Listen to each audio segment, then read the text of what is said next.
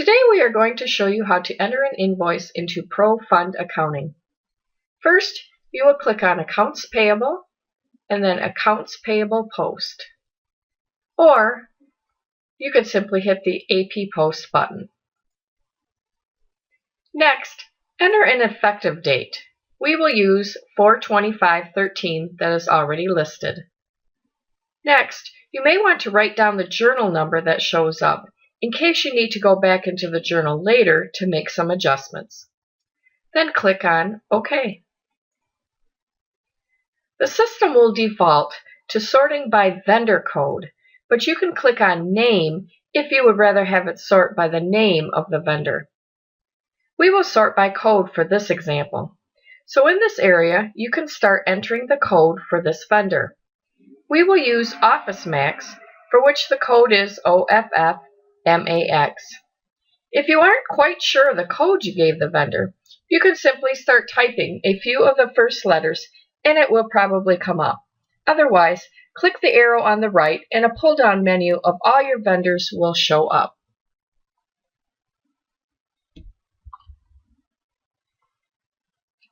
Next, enter the invoice date and the invoice number.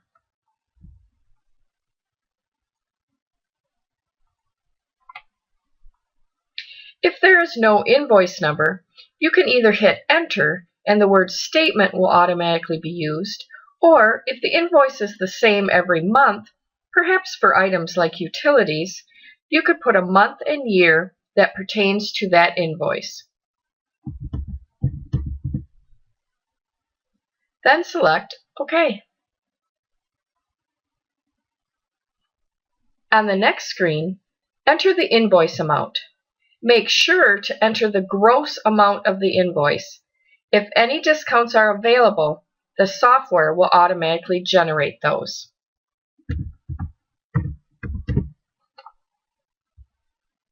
Next, enter a description.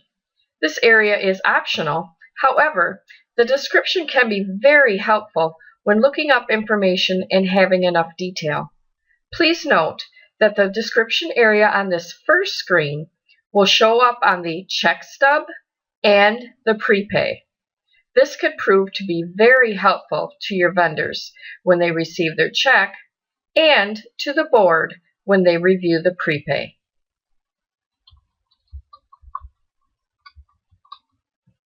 The memo field is optional.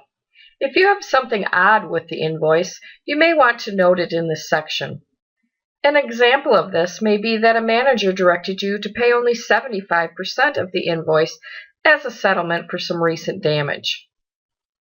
The terms area should already be preset as it was set up through the vendor maintenance program. If you need to override it for some reason, you can modify it here. You can also enter a flat dollar amount in the discount amount if it fits the situation. Otherwise, the software should figure the correct discount amounts if applicable. Now you need to expense the invoice to the appropriate account numbers. This is done by first clicking on the Distribution button. Next, click New and enter the correct account numbers to charge it to.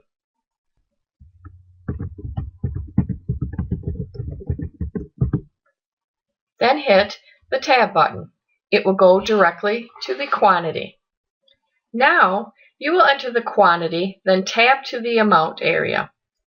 The amount is actually the total cost for the quantity you posted. If you have only one item for the total invoice amount, you won't need to change the amount. However, let's say we have 2 units at $10 each. We would then enter 2 in the quantity area and $20 in the amount area. The invoice description will automatically be displayed in the Distribution Description box. You can either use this description or you can change it to a more detailed description for that line item.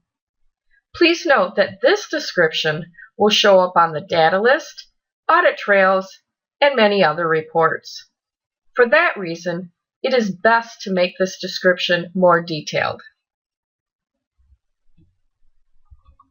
To recap these description boxes, the one on the first screen is used more for a general description of the invoice, whereas the description used in the distribution area on the second screen is more for specific descriptions for each distribution entry.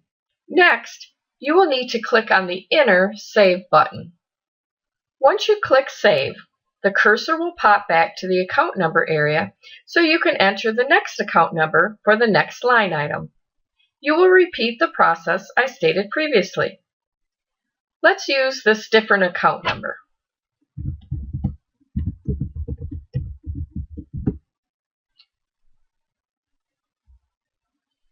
Now, let's enter a quantity of 1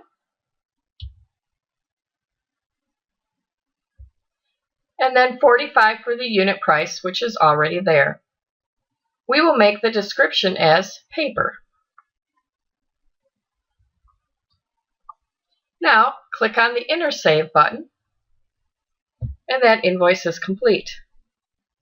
Once all the monies have been distributed, click on the Save button on the outside.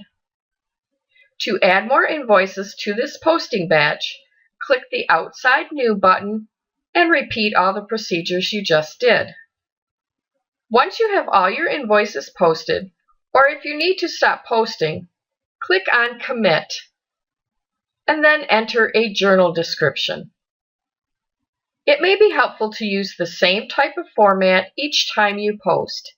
An example of this may be using the next pay date and perhaps the date you posted the invoices.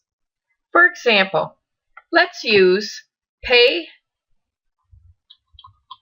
5/1/13,